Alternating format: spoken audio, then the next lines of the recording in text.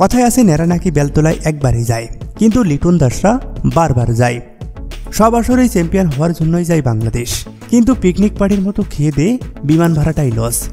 Super 4-এ এসে একের পর এক 2 ম্যাচ হেরে বিদায় বাংলাদেশের। শেষ ম্যাচে বলাররা আশা দেখালেও হতাশ করেছে ব্যাটাররা। পাকিস্তানের বিপক্ষে টিকল না কোনো আশা। তীরে এসে ডুবল তরি 11 রানের হার। এমন হারে প্রশ্ন উঠেছে টাইগারদের ব্যাটিং পাওয়ার নিয়ে। ওপেনারদের কথা বাদই দিলাম, কারো ওপর নেই ভরসা। মিডল অর্ডারে তাওহিদ হৃদয়, শামীম পাটোয়ারি বা কী করেন? তাদের দলের কাজটাই বাকি। এক ম্যাচ ভালো খেললে বাকি 50 ম্যাচ অটো চয়েস। চ্যাম্পিয়ন হওয়ার আশা নিয়ে দল গিয়েছিল এশিয়া কাপে।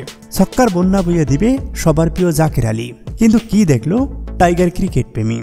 আসর শেষে 66 বলে নেই কোনো ছক্কা। এই জাকেরই নাকি আবার দেশ সেরা।